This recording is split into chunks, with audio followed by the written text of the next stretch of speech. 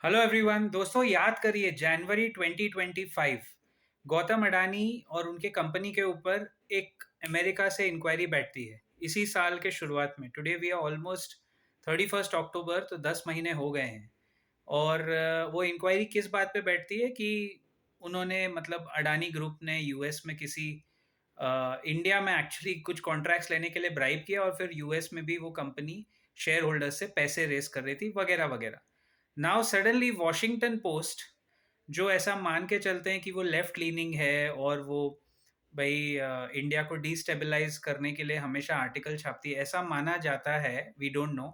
उन्होंने ये खुलासा किया है दैट इंडिया की जिंदगी के साथ भी जिंदगी के बाद भी सबसे बड़ी इंश्योरेंस कंपनी एलआईसी ने प्रेशर में आके अडानी ग्रुप के स्टॉक्स खरीदे और छोटा मोटा नहीं, $3.9 बिलियन, यानी करीब करीब 35,000 करोड़ रुपीस उस टाइम जनवरी में अडानी ग्रुप में डाले।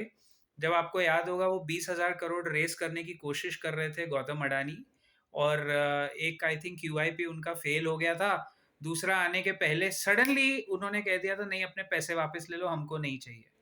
और इस बार मेरा सिर्फ ये कहना है, आप लोग को जो करना है अंदर अंदर करो, लेकिन हमारे स्टॉक मार्केट की लिस्टेड कंपनीज एलआईसी, जिसका इतने सारे इंडियन कंपनीज में स्टेक है, आप लोग हैरान हो जाओगे जान के।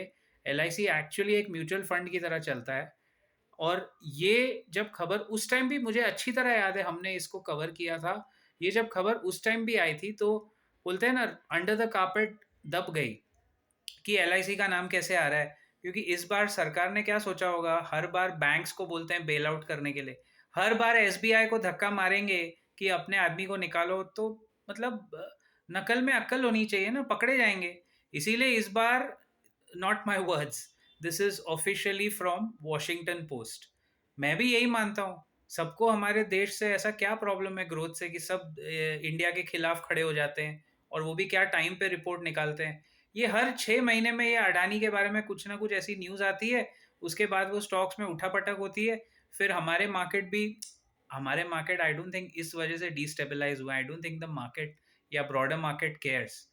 लेकिन दोस्तों, सोचने की बात है, अगर कोई वाकई में एलआईसी में निवेशित होगा और इतनी बड़ी कंपनी अगर $4 बिलियन ऑलमोस्ट किसी प्रेशर में एक देश के सबसे बड़े नामी गिरामी ग्रुप के कंपनी में इन्वेस्ट करे जस्ट टू शो।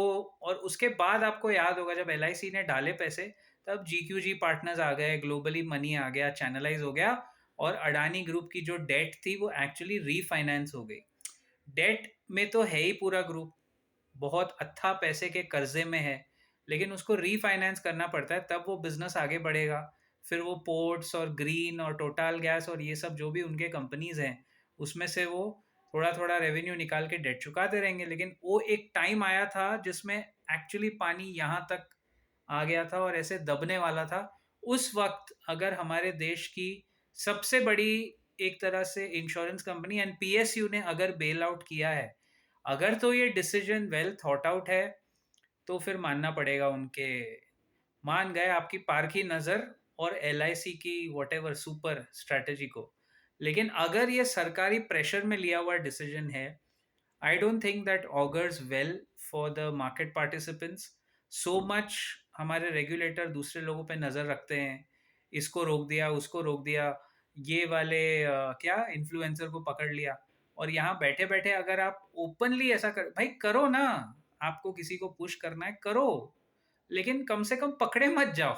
मैं सरकारी लोगों से यही बोलता हूँ, नकल में अक्ल होनी चाहिए, करो, लेकिन ऐसे ओपनली ट्रेल मत छोड़ो कि कोई आपके ऊपर वॉशिंगटन पोस्ट आके बाद में आर्टिकल बता दे और आप ही का आदमी फिर अनाड़ी बन के घूमता रहे और उसको फिर अपना जस्टिफाई करना पड़े।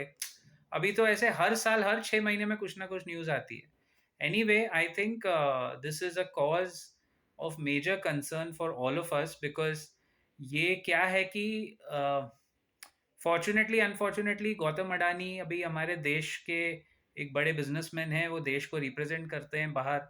और हर बार जब उनका नाम उछाला जाता है, कुछ ना कुछ नेगेटिविटी पूरे अपने, एक तो ये लोग सीधा देश से जोड़ देते हैं कि ये देश के खिलाफ साजिश है। ऐसा नहीं है, उस ग्रुप के खिलाफ खबर है, तो हम लोग को उसी से बात करनी चाहिए।